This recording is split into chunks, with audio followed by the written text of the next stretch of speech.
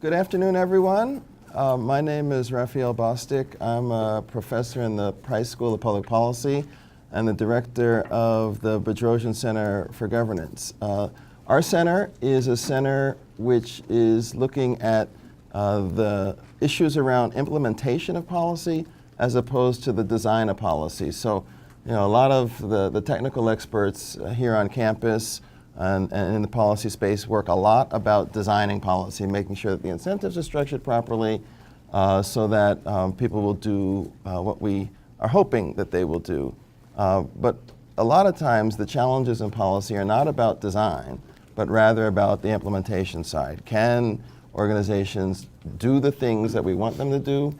And so I try through this center to have us have a bunch of conversations that highlight those implementation issues, and that can be from organizational capacity, it can be to scope and authority, it can be to personnel and leadership issues. There are many different ways that the implementation issues can arise.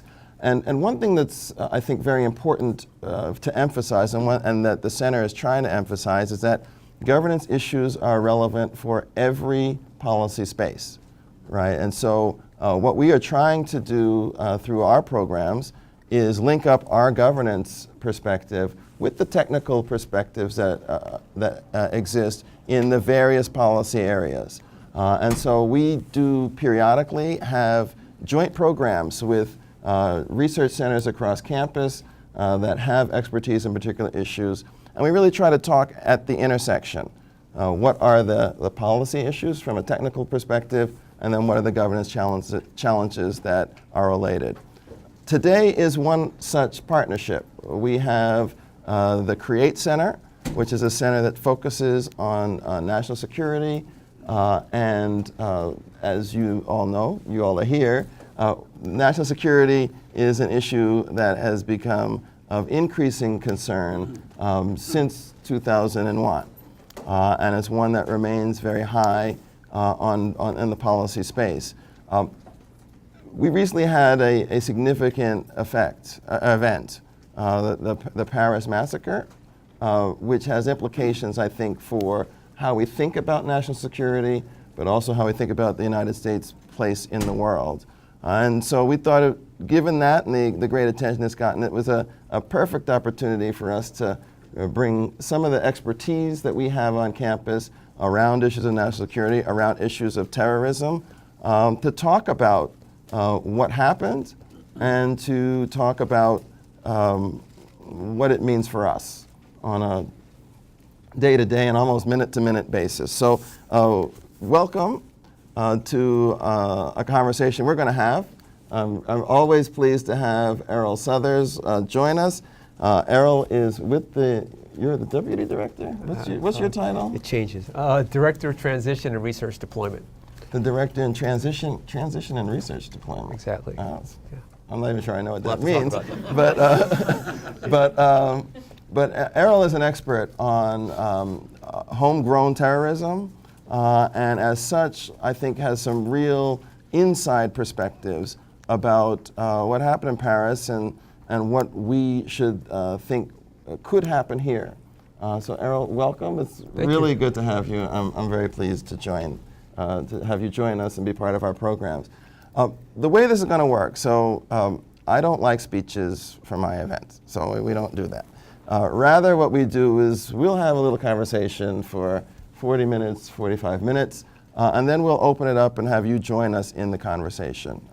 We really do want to make sure that this is an interesting time, but also a time that is informative and gets your questions answered so that you leave here better informed and with a better appreciation for the issue, the challenges, and the things that we can do to make things better. So that's the goal. And with that, I will start talking to Erroll. So Erroll, in thinking about today, I thought it would be useful to to break our segment into three pieces. The first is to talk about Paris. The second is to talk about the US. And then the third is to talk about governance, right, and the governance challenges. So let's start with Paris. So what happened? Well, first of all, thank you for having me today. It's always a pleasure to be here with the Bedrosian Center, and Raphael just does a tremendous job with these talks, and I enjoy them. Paris has been challenging for some time. You have a really interesting dynamic there where you have a very, very large collection, 3 million Muslims.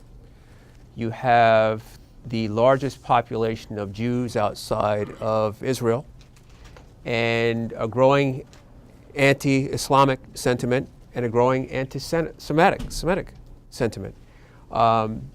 We have had a concern about people leaving Paris, and I should say France and Germany and Great Britain, to fight in Syria and Iraq and returning.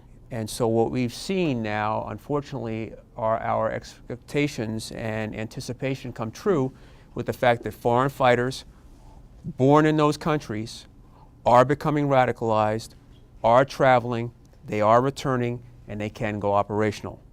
And so the big concern here we have in the national security movement community is this a collective and organized jihadist effort on the part of organizations like AQAP, which is Al-Qaeda in the Arabian Peninsula, ISIS, and others? Is this an organized effort with command and control to actually operationalize these cells in places like Paris?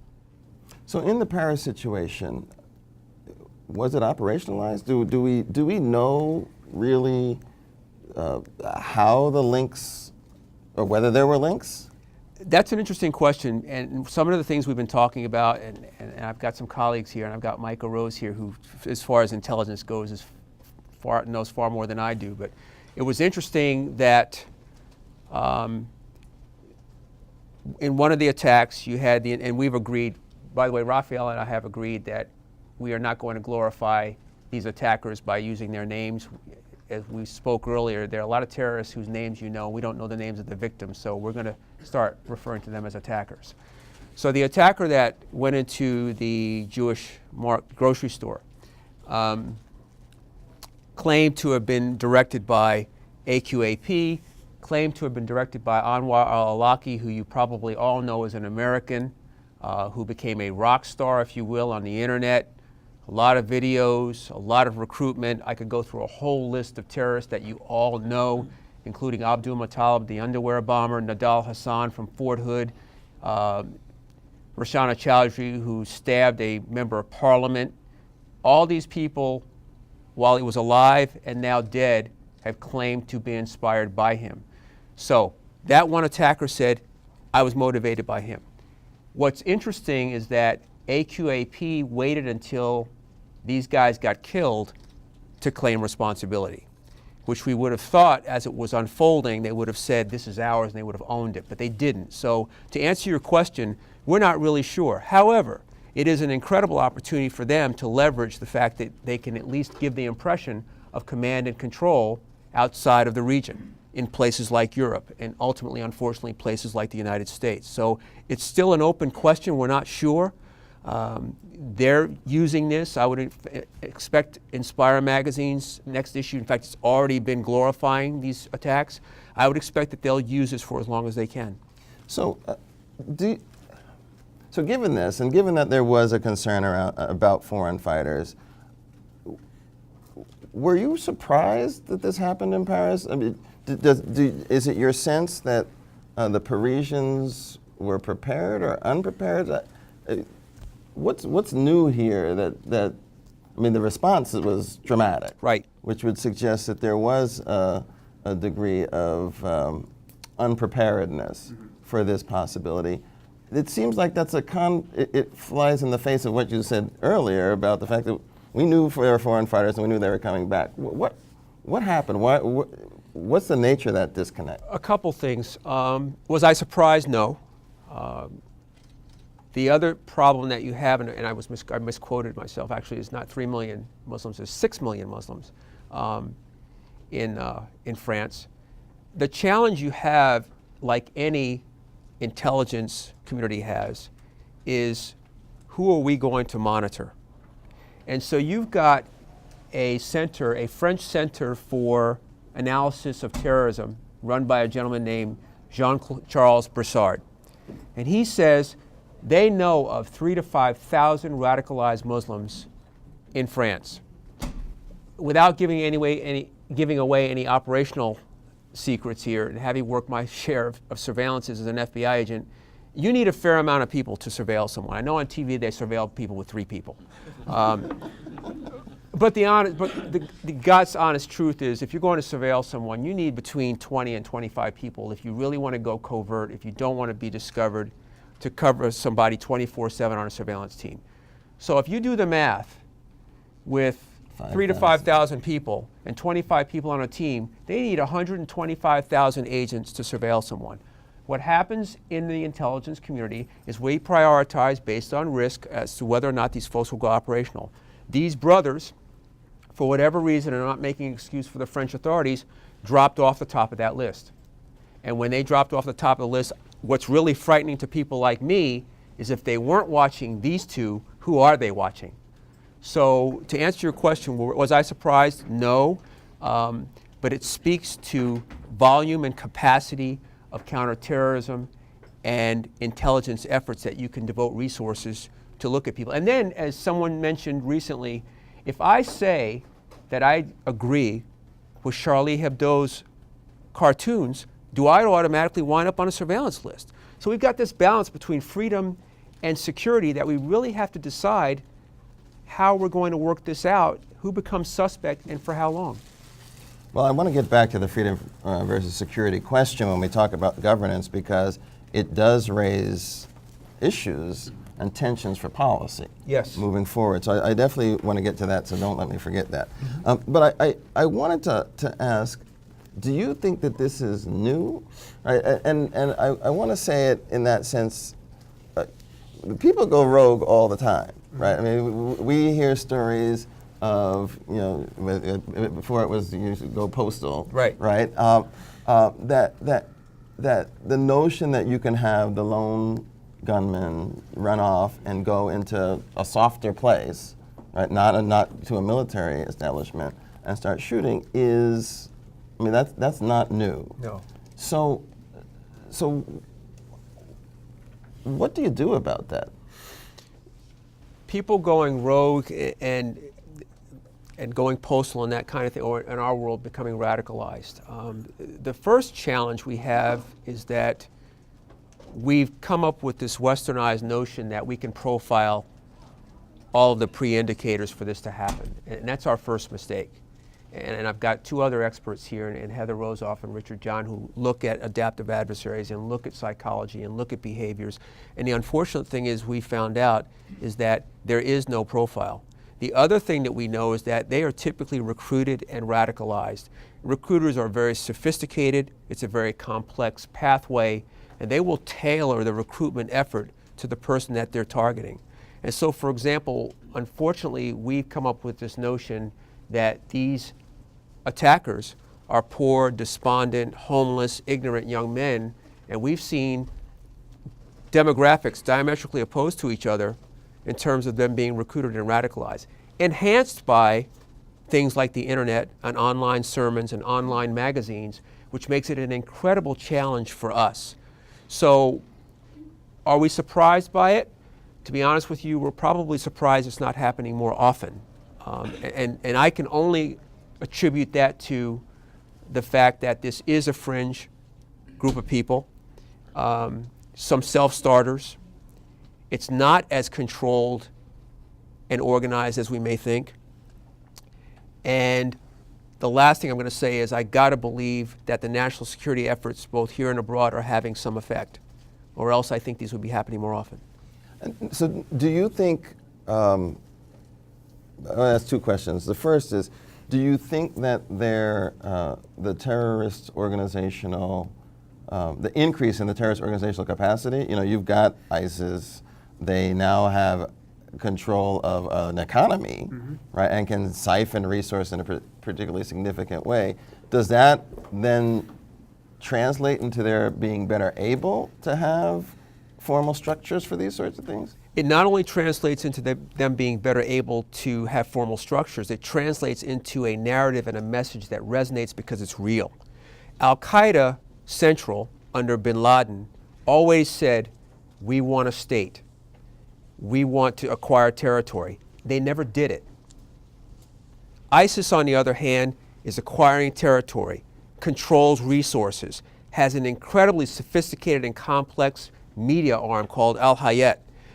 They are recruiting people from abroad, and unlike Al-Qaeda that said, if you get here, you can join, ISIS is telling people how to get there, financing them, and training them when they get there. So that's what makes this so challenging for us, is that they are out in the open. This, in my opinion, is, in addition to being a war against an ideology, it's a war against a terrorist army as opposed to a terrorist organization.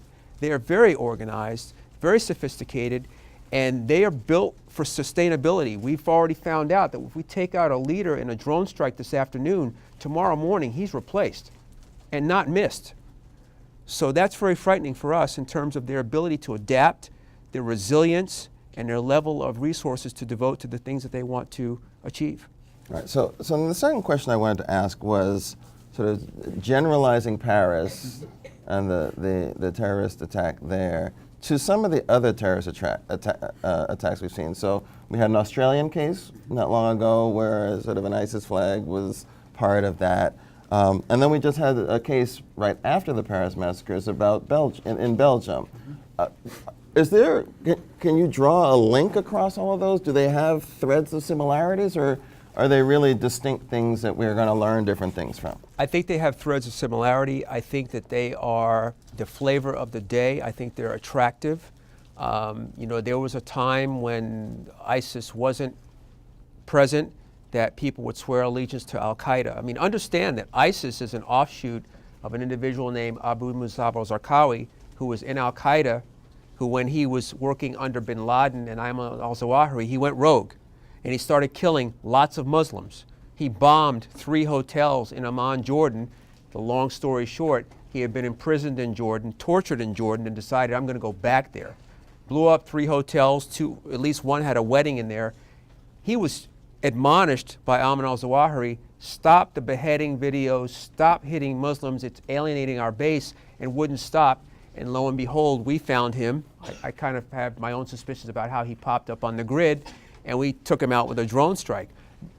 The remnants of the people under his command is ISIS today. And so we're not surprised in terms of their tactics, their strategies, and their outright ruthlessness that this is just morphed into what we have today.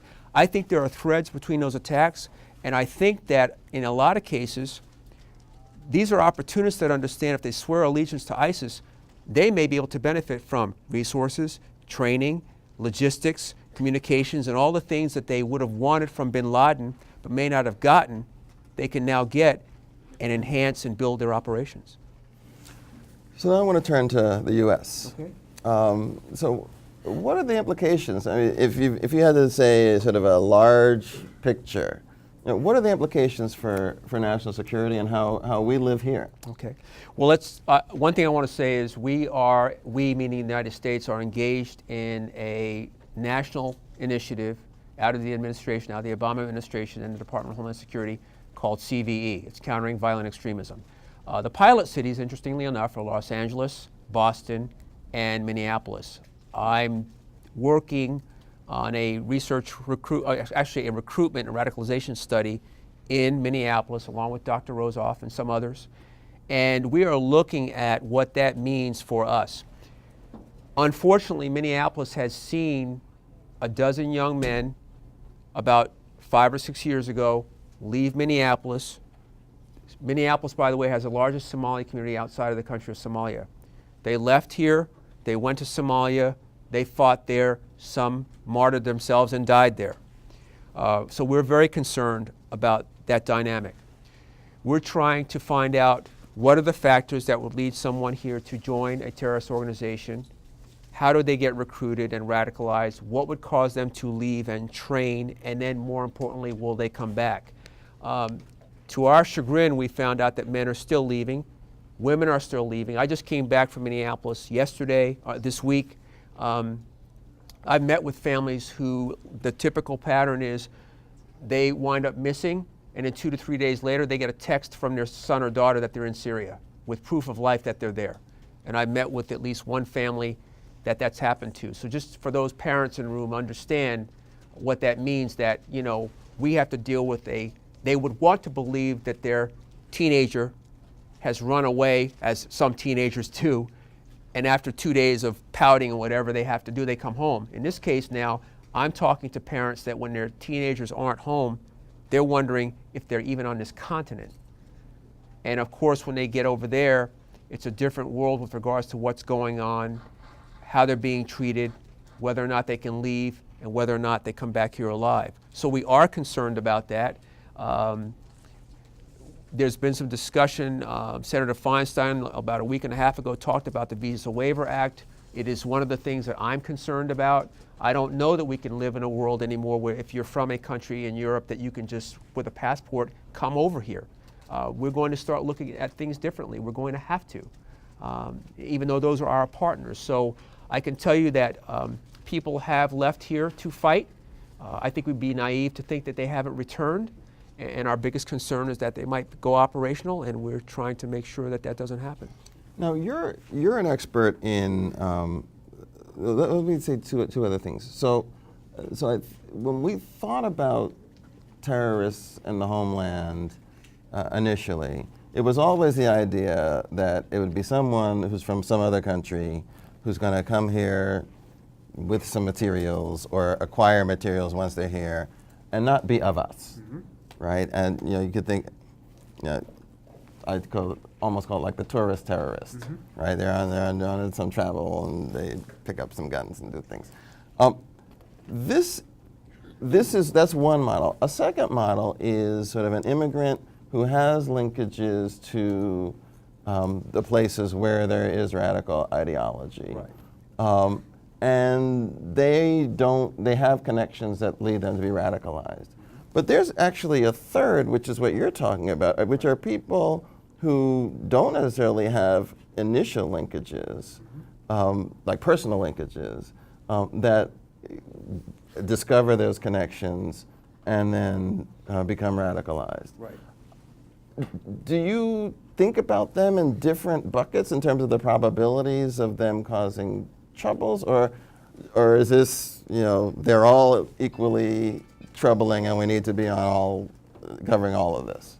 They are all equally troubling, but we do think of the third category as the one that's most problematic. The homegrown person who has been here most of their lives, has been living in society, seems to be growing up like anyone else, and then for whatever reason changes. I was not surprised that until they cornered the two brothers in France and then had the operation play out in the Jewish grocery store, I was telling people, you're going to find out those guys are French. They're Frenchmen, and they were. It's interesting, if we go back to the bombings in London in 2005, the first wave of bombings on July 7th were a mix of people that were Brits and some from outside. The second wave, 2 weeks later, were all Brits, all born there. The bombings in Madrid in 2008 on 3/11, all Spaniards. So our biggest fears come true where these organizations are not importing their operators anymore. I mean, with all due respect, if I want to hit a target in LA, I want an Angelino. I want someone who's probably grown up here. So that's our biggest fear, and that's what we see happening now. These young men and women that I'm talking to who know some of the attackers that have gone to Somalia in Minneapolis, these guys are born here. In fact, they call themselves America's kids. They're doing what kids do. I mean, some of them are in gangs, some of them are in debate clubs. I mean, they're average kids just like us. But our biggest fear is when they start to change, when they start to get on that path of radicalization, how do we recognize that from someone who's grown up here and been an average kid? What makes that happen? And those are the things we're looking at. So that's one of the reasons why I'm glad to have you sitting here with me, because you've done a lot on the homegrown terrorists. And almost all of those, I would imagine, were average kids who then became not average in this dimension. Right? How can you say a little bit about the extent to which we have that in this country, and how we think about the monitoring, identifying, and kind of intervening before bad things happen? We've at least identified 3 cities for this CVE initiative. To the extent that we have it happening here, we'll have to wait and see how that plays out. And by that I mean this. We don't, with all due respect to my colleagues in the UK, they rolled out a program just before the bombings in 2005 called Prevent. They decided that the Muslim community was the at-risk community. Good and bad thing to do. Good thing because they devoted resources to the Muslim community. Bad thing because they decided that at the exclusivity of all the other communities, we're the problem. And they didn't engage those communities to determine what other factors, socioeconomic, existed for their condition. So they wound up basically profiling an entire community.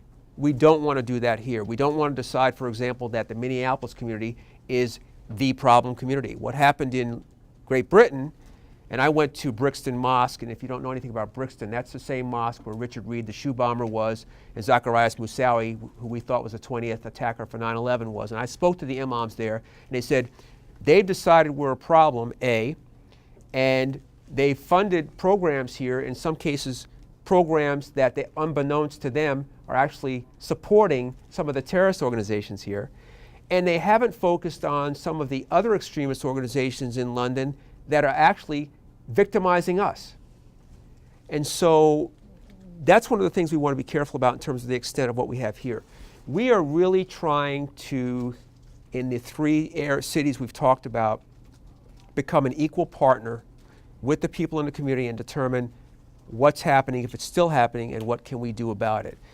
I think that if we can share best practices and offer resources and not make it a government-driven initiative, but instead a community-based initiative, we'll be better off. I think you may have seen, we've partnered with a gentleman in Minneapolis named Muhammad Ahmed. And this may sound kind of humorous, but he decided to go after Islamic extremist narratives with cartoons. And his cartoon is called Average Muhammad. And he's decided that an average Muhammad can recruit someone, so it takes an average Muhammad to counter this narrative, which is kind of interesting because we always say in our world, it takes a network to defeat a network. So he's decided his network is going to be community-based and school-based, and it's going to start at the SpongeBob age. So by the time they get to be older, when someone tries to entice them with America's bad, your condition is because of the United States, our country, our state that we're from is failing because of the United States, they're going to say, you know, you're wrong. That's not true.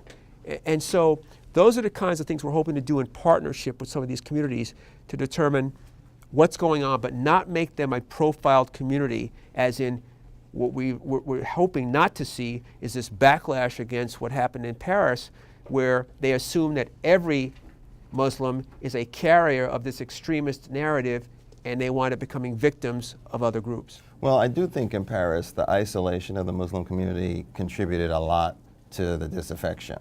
And you know, in all of these cases, it's rare that only one person knows, right? And to the extent, you know, it's like when you're on the bus or the train, and they say, keep your eyes open, and you notice things. People notice things, and then it's a question of when they notice, are they in a position or do they have the mindset to tell someone? Right. And if you're isolated, that's not going to happen, right? It's just, you're just going to not, you'll sit on it, and then things can happen. You're right. In fact, the neighbors of the brothers got so curious about the activity going on that they actually broke into their apartment at some point.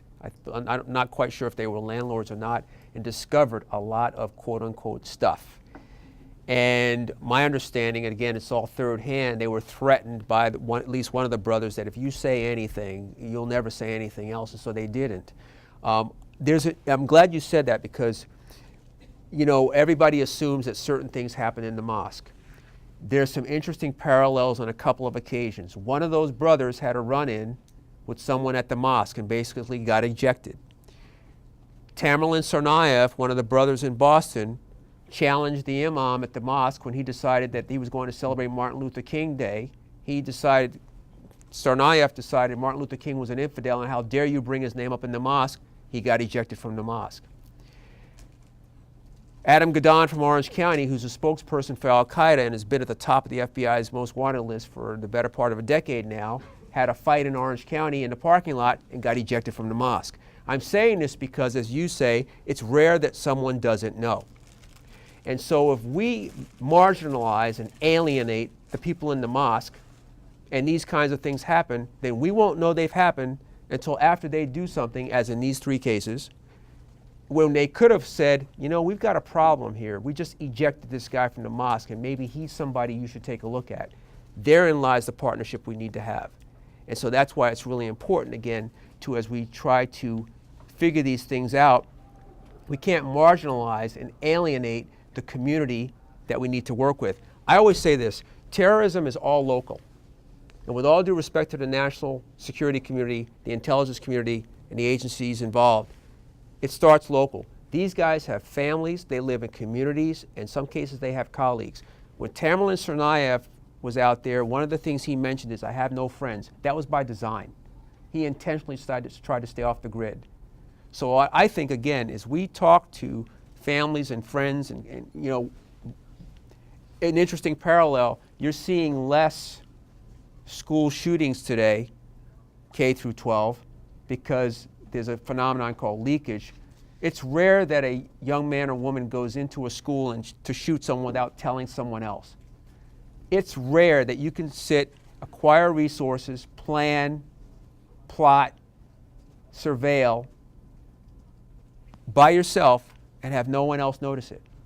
And so 40% of the successful arrests that we've had in this country related to terrorism have come from people calling up and saying, you know, I think you might want to take a look at this person or these persons for what they're doing. We can't stop that from happening. And if we get really fortunate, as we almost did 2 years ago with the shooter at LAX, I mean, his family called and said, you know, we're really worried about what he's doing. And unfortunately, they called us, and LAPD was but minutes behind him when they went to his door when he was already at LAX looking for someone of the TSA to kill.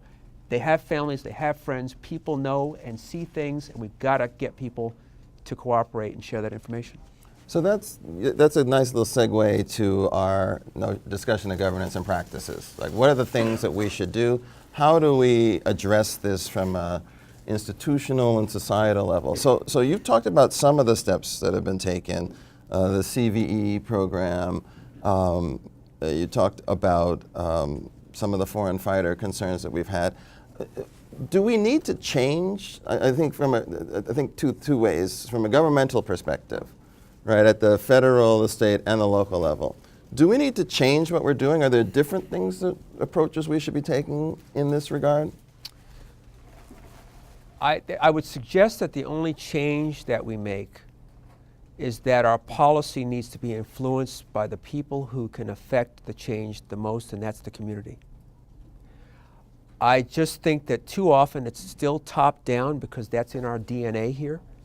You know, if the government's paying for it, we feel like we should drive it. Well, you know, when you're in that community that's, quote, at risk, you might find that it's not the terrorist threat that concerns them most. It's the fact that they don't have any lights in the alley, or they don't have crosswalks on the corner, or that there's not safe passage from here to here. I say that because as we go out with a scalpel and try to look for terrorists, perhaps we should take a step back and just look at public safety. Because if we become a safer community, by and large, we're going to become a deterrent for terrorism to happen. I think what we do in a national security community is too often are ready to do surgery before we've done the examination.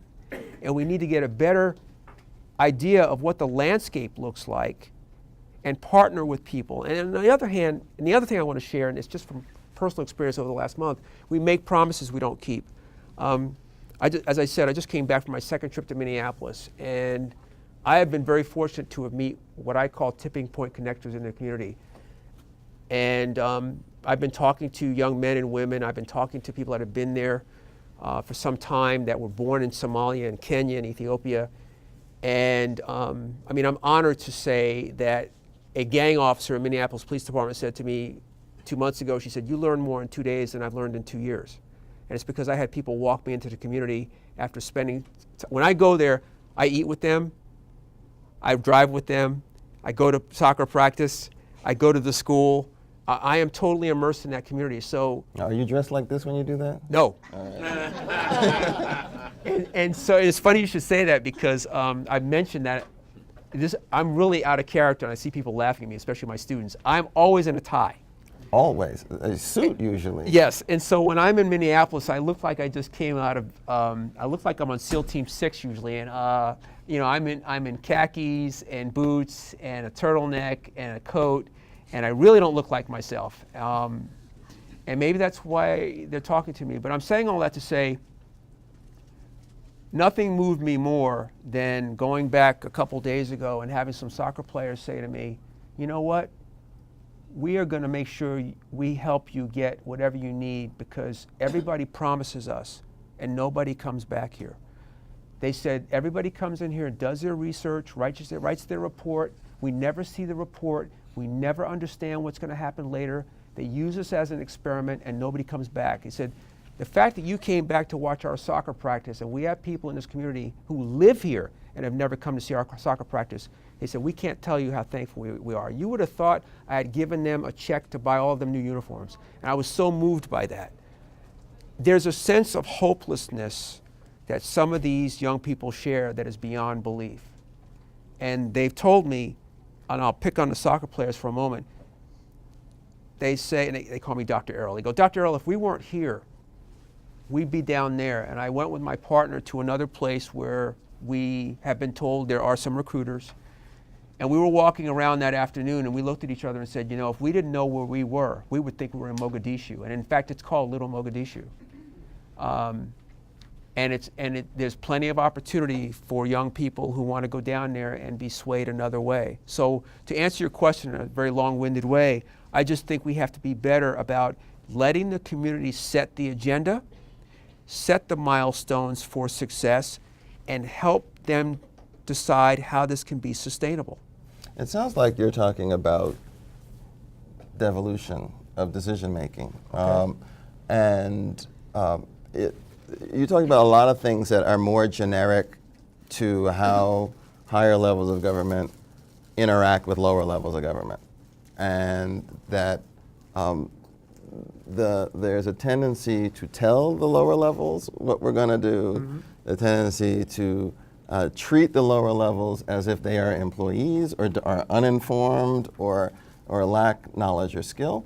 And it creates resentments and tensions that then work against the success of the policy. And this, I talked about design versus implementation. This is a classic one of those cases where if you don't engage the constituents, they don't own the policy, they don't own the program, and they don't help you, right? And it's very difficult to make progress in a situation where the people who you're trying to help don't feel like you're working with them, but rather that you're their subjects and you're just under this. So I think it's a more generic issue.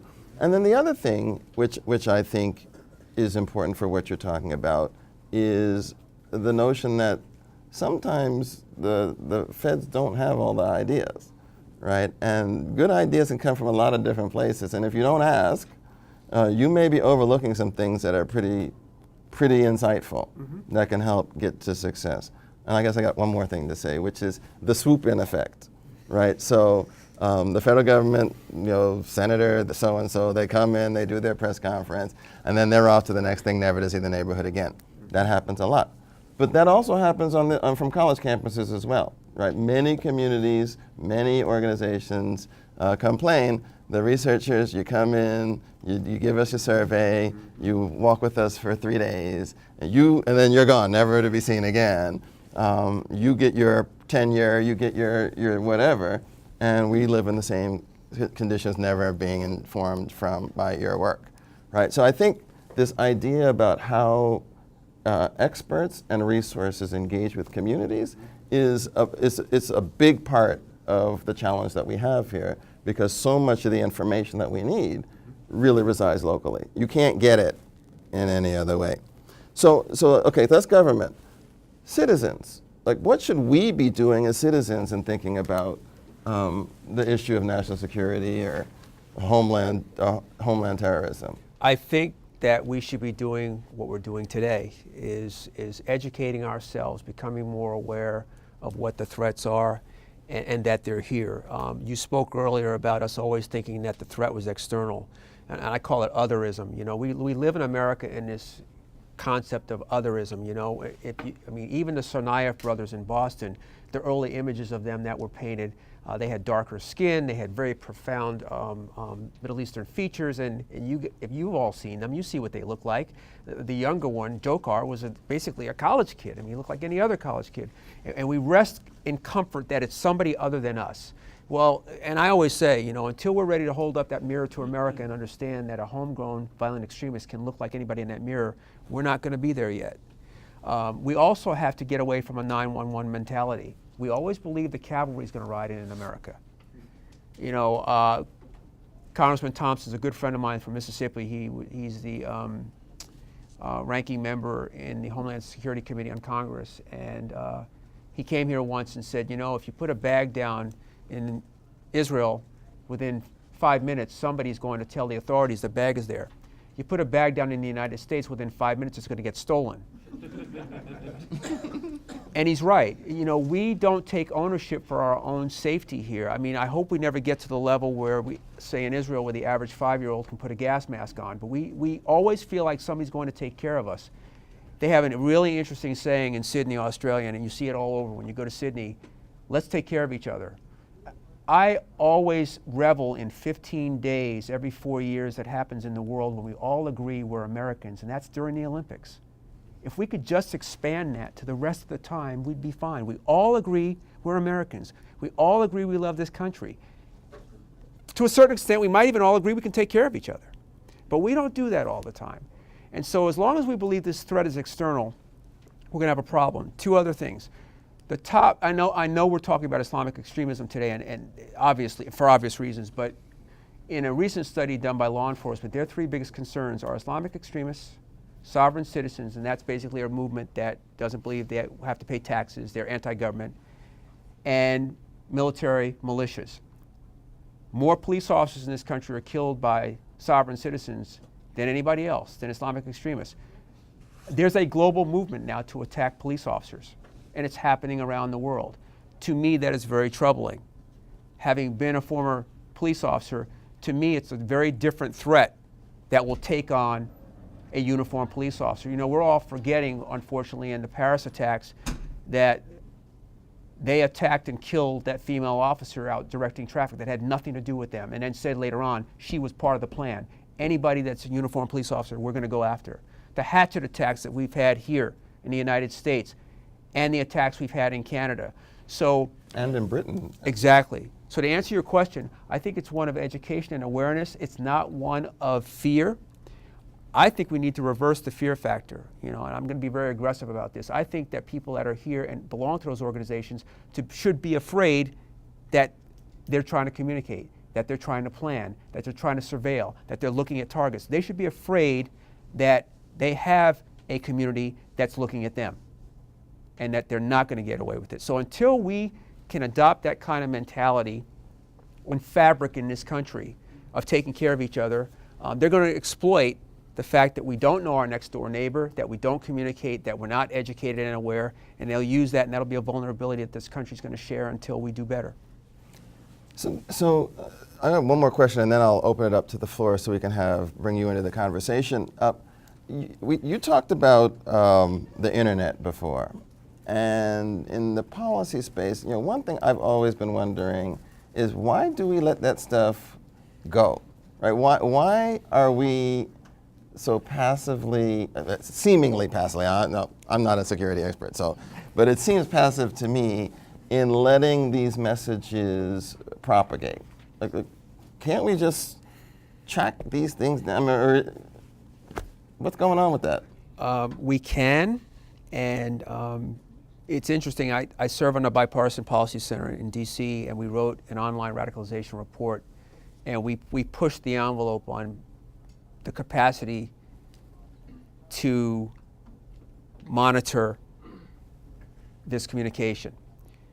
Most of these organizations, I don't suggest anybody do this in here. I always tell my students not to do that. But I go on these jihadi websites. I go on other websites. They skirt to the limit of pushing violence. They understand the limit. We live in a democratic society where freedom of speech is protected and extremist activity is protected as long as it is not violent. And so if you are online with a website like Stormfront, when I talk about white supremacists, or if you go to Inspire for Al-Qaeda in the Arabian Peninsula, they understand, well, AQAP doesn't care, they do everything. But if you go to the websites we have here, they go to the limit of what they can post. Now, to Rabbi Cooper's credit at the Simon Wiesenthal Center, they take down these websites every day.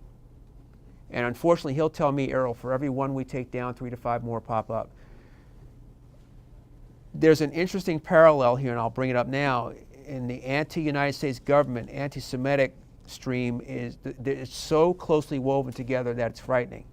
And that's another big concern. So to answer your question about websites, I don't think we'll ever get to the point where we are openly monitoring those websites and taking them down, that the American public knows that. But it is something that's very troubling. It is a tool that they use.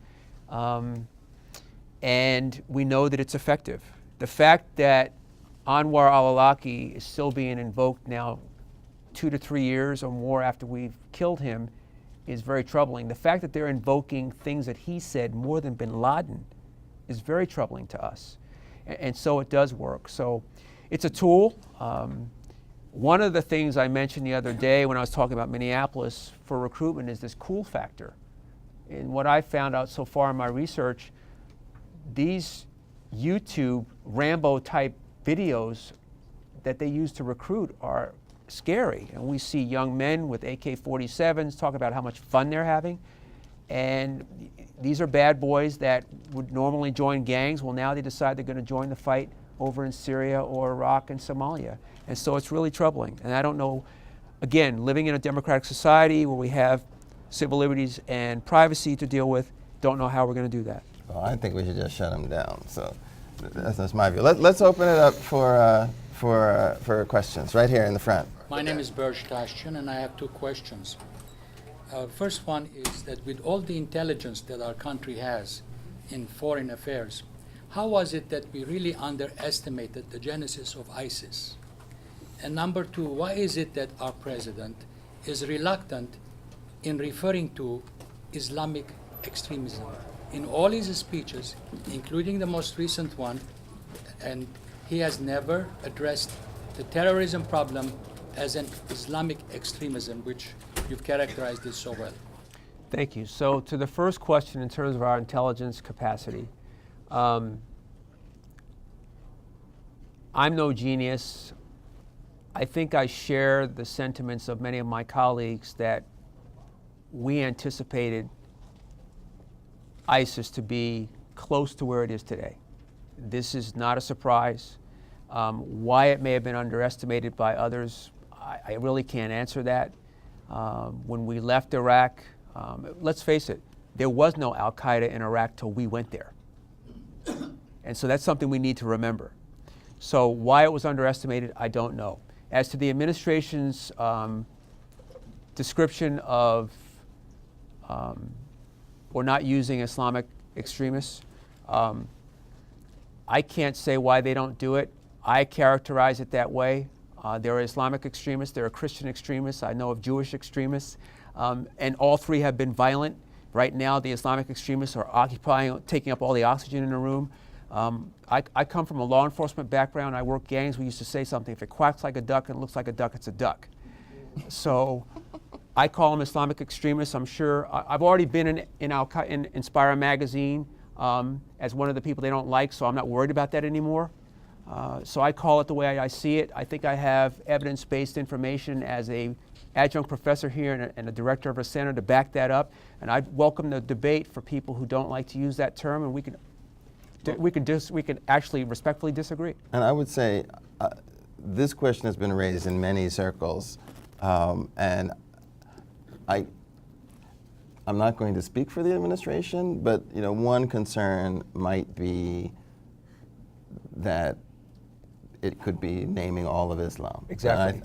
And there may be, this administration in many regards is timid in terms of trying to not offend anyone, right? So by not calling it out in any way, that's the safest way to not offend anyone. Even though, I think if we took a poll in this room, it'd be 100% that there is an Islamic extremist problem, and that most of this is about that ideology, which is at the fringe of the religion and could be described that way. But isn't that sugarcoating it? So no, sugarcoating, I'm not sure, and it'd be sugarcoating if people didn't know, right? Sometimes, for me, I think you can use a code word and everyone in the room knows what that means. And that's true not just in this case. That was true for racial relations in this country for decades. It's true for gender issues. So code words is not new, right? And in this case, it may be slapping us in the face a bit more. But when they talk about the terrorist problem in the Middle East, we all think the Islamic extremists in the Middle East. Right, and so I understand. I do understand the frustration because you could just call it what it is, but I don't think it changes our understanding of what it is or how we view it. And maybe that's just my view, but that's where I am on that. Let's go to another. Let me offer one other thing. I want to just turn this a bit. Whenever I hear a news broadcast that there was a lone wolf attack, I know it's not Islamic. That's what we use when police officers get killed by white supremacists. That's what we use when people get attacked, like the TSA attack at LAX. Why aren't we calling them domestic terrorists? They've checked off all the boxes. So I think in being consistent, and I try to be consistent, I always, the hair on the back of my neck goes up when I hear lone wolf, I already know it's not Islamic based. And that really troubles me. So I think we should be consistent. And that's why I don't use the term lone wolf. Hi, my name's Carol Brown. What is your opinion on how they're getting the money to train, and where are these people, where's the money coming from? Well, ISIS is controlling banks. They control several oil fields. They are an organization. I don't want to call them a state, but they are a well-resourced organization running themselves like a government, and that's where the money's coming from. Last count, I don't want to overestimate this. I do know that some time ago, their revenue stream was $1 million a day. And let's be clear, they're operating like a state, right? They are taxing the people who are in the cities they control to get revenues. So they are actively raising funds in very structured, formal ways, right? And so that's one of the things I think that should be a source of concern. They have an ongoing stream of revenue that we can't really impact, right? I mean, we have limited ability to control that, which means that you really, eliminating them is going to be a much taller task. It's going to be much tougher. I'm not going to outline the process that Simon Wiesenthal goes through, to be honest with you, because I don't know it. They have shown me some sites that they've taken down. It seems to me that once they've crossed over into the violence incitement threshold, that's what qualifies. I don't know how they work around privacy issues or freedom of speech issues, but it seems like since it's working and they're not getting any pushback, that they must be doing it legally. But I just don't know how the protocol works. That's a good question. I just don't know how it works in terms of detail. We'll try to find the answer to that question, and then we'll post it on the website, which you all should already be subscribed to, so you'll know that what we do. This question in the back. So I've seen in Germany there's anti-Islamification marches. What kind of, do you think that will cause a backlash from ISIS, or what do you think is going to be the effect of that? That's a very good question. I'm glad you asked it. They are counting on those anti-Islamic movements, they meaning ISIS and the Islamic extremists. They want to see a backlash against the Muslim community. They want to see an us versus them scenario. As soon as you have that, you have the capacity now to go out and recruit more alienated young men to say, you see, this is a war against our religion. They don't want you there. So the backlash is really troubling right now and that's why you can see those countries trying to control it. Because before the Paris attack, there was a very strong anti-Islamic movement in those countries. Unfortunately, also a very strong anti-Semitic movement in those countries. So this backlash they are counting on, and if that happens where it becomes us versus them, we play right into the hands of these terrorists. I'm Catherine Showalter. I'm wondering if there's any difference between how young men are recruited versus young women. Because I'm amazed when young women want to go and become part of the movement. Good question. Very good question. So I will tell you what I know at least secondhand. The recruitment strategies are very different, obviously. For young men, it's pretty much tailored. And Heather and I had this discussion this morning. For young men, there's three things that they play on. The first thing is this victim mentality, that you're here, and because of concentrated poverty, limited educational and employment opportunities based on race, ethnicity, and most importantly, your religion, this is your condition. The second one is what I call glory, or glorification of these organizations, the coolness factor, the Rambo type opportunities that you have. And then the third one is misinformation, where again, because of the United States foreign policy, you are in the condition you're in here because of them, and our country, where our parents came from, is in the condition because of the United States. The girls, on the other hand, from what I've seen, it's quite a bit different. I've seen two things. I've seen a movement personally to learn more about their religion. Same as the guys. In that case, they're very, very similar. You know, they decide, I want to know more about Islam, and start to move away from anybody who's not as devout as they are. Even to the point where they will criticize their high school classmates about not wearing the proper clothing, not saying the proper things, not praying often enough. And they start to move. The other thing you're probably going to laugh at, they get impressed by bad boys. And many of them leave here under the guise that when they get to Somalia and in some cases Syria, they're going to marry some rock star foreign fighter, and get there and find out that that's not happening.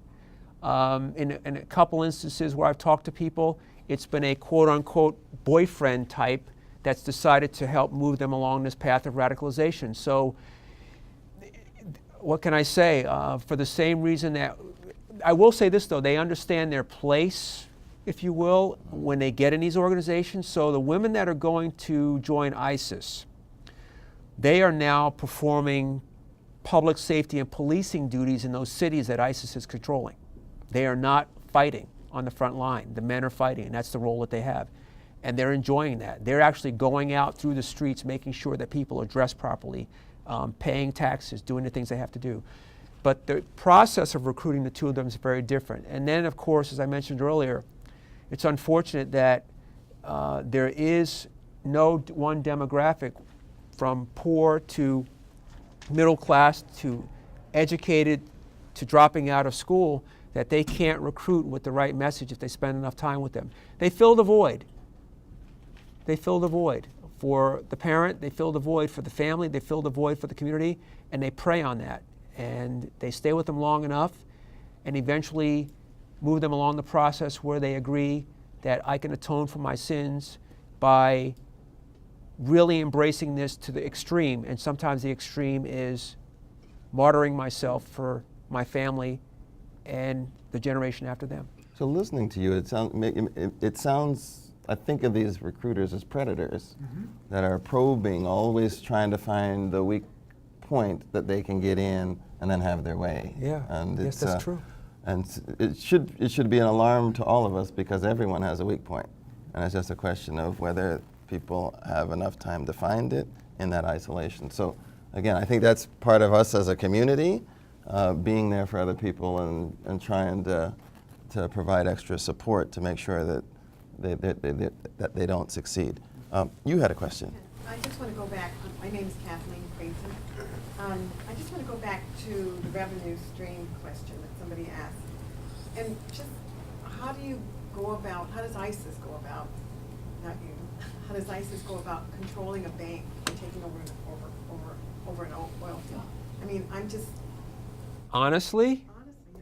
they go in with their army and they own it. And they say, this is ours now. Yeah, I mean, they walk in with a gun and say, okay, we know you have $10 billion of gold in this bank. We are walking out with $4 billion of it today. And you just take it. So it's just like armed robbery. And they do that with everything. The Right, and- fighters, And it was the same with the taxes, right? They like 3 people will walk into a store with a gun and say, starting today, you're going to pay me 20% of your revenues. And then they go to the next place and they say exactly the same thing. And then if you don't do it, they shoot you. I mean, it's very straightforward. before she asked the question, those videos you saw last year of massive amount of people being executed publicly, those were extremist organizations and terrorists that decided not to salute the flag. They walk in and say, join us or die. Some cases, sometimes they walk in and they just say, you'll die. Or they'll execute 50 people to show them they're serious. So they basically move in as an occupying force and own it. This city is ours now, and all the infrastructure and resources that go with it. And you can either give it to us and stay alive, or you can not and die, and we're going to take it anyway. And that's how they do it. It's pretty ruthless. You've had your hand up for a while. I don't know if you're aware that Little Hoover Commission had a public hearing today on citizens and their government, where they concentrated on data sets and the Public Policy Institute survey. And in the city of LA, we've had one councilman say, out in public, we don't care about the individual. So have you looked at cities or regions? Your idea of watching your back is excellent. Creating that network is our strength in this country. But have you identified where it'll work, where they really connect with people? Because I just see a total disconnect in government, through nonprofits. They just don't care anymore.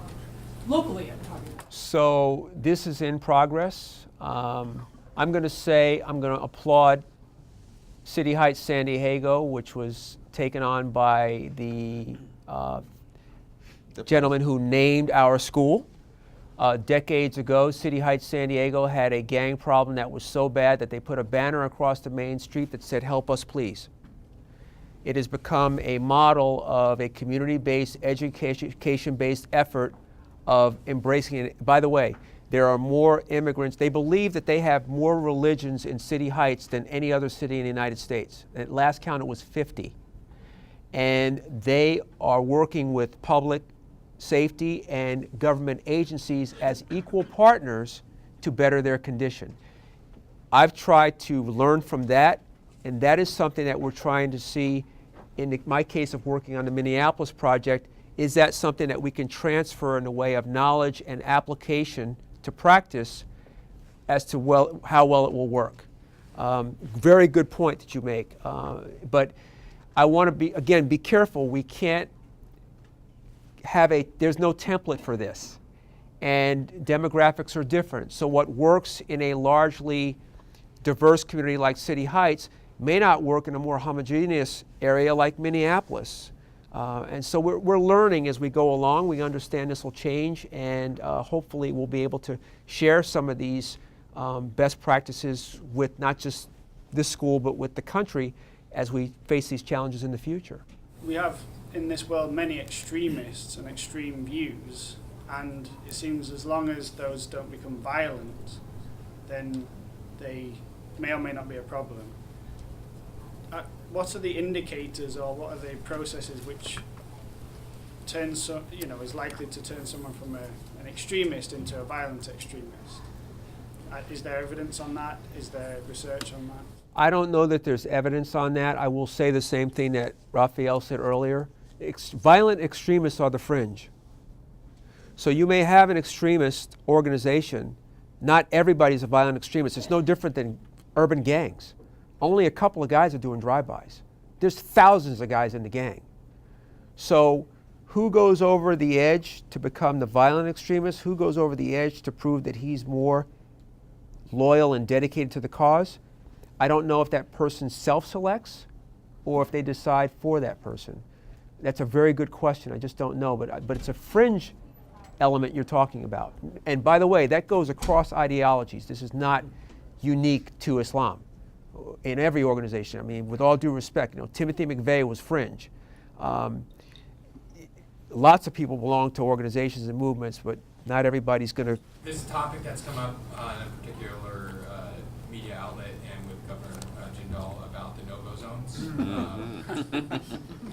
Do you find any shred of truth in this, that there is this sense of cultures establishing themselves within the United States and the government turning a blind eye to it just because this is America, it's a melting pot, and that this is allowing these individuals to insulate themselves from the law enforcement officials and allowing themselves to mature into violent extremists? Excuse me.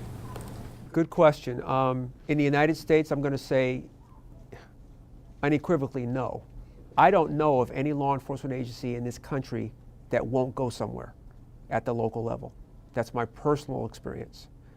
I also did hear a woman who spends quite a bit of time in those neighborhoods in Britain that challenged the no-go zone concept. I've been in Brixton, I've been in other places, and she says it's not to the extent that it was described by the governor, so I don't know. But I can certainly speak for the United States that that does not happen here. That's the first recipe for trouble, is when you don't go in there and you don't know what's going on. And how are you helping people? I mean, one of the basic building blocks of a safe community is security and safety.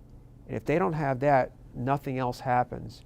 So I'm happy to say that I don't know of that happening here. Now, are there neighborhoods in this country where you go in and you feel like you're in another country? Sure, that goes with any ethnicity and any nationality. I think that's a sense of pride. I don't think it's a sense of being separate. I love to go to certain neighborhoods for certain foods and cultures and arts and things that they do because they're there. But it's certainly not a situation where the police aren't there. And I'm going to say this too. I think that we've gotten, I'm going to certainly applaud and pat LA on the back. Why aren't we having some of the problems we had 2 decades ago? Because our law enforcement agency represents and reflects our community. And I have been in London and seen Muslim officers. So until we have officers in some of these troubled areas where they reflect the community, it doesn't matter how much you go there. I can't believe for a second, and by the way, there is a Somali Police Association, I've met them. I can't believe for a second in a profession that hardly ever suffers layoffs and there's job security, that you can't find kids in those neighborhoods that want to be cops. And one of the things I talked to the Somali kids about in both trips I've been there says, I want to come back and meet kids who want to be cops and want to be FBI agents and want to go to the CIA because you need to be in those agencies. And I think that's what we have to get to. That's a good question, but no, we don't have places in this country. So I will say that there is a diversity of opinion about the LAPD's effectiveness and, and reflecting the community. Erroll, I like what you're saying a lot. I'm trying to understand how this is different from the whole tradition of community organizing that goes back decades in this country. You mentioned City Heights. Well, that's community organizing. Mm-hmm. Isn't this the same problem that we've seen over and over again, where we don't have communities, and we try to build communities, and then we try to build links between them and the government? I mean, that's a problem we've had at least since the Progressive Reform Movement, early 20th century, in the United States.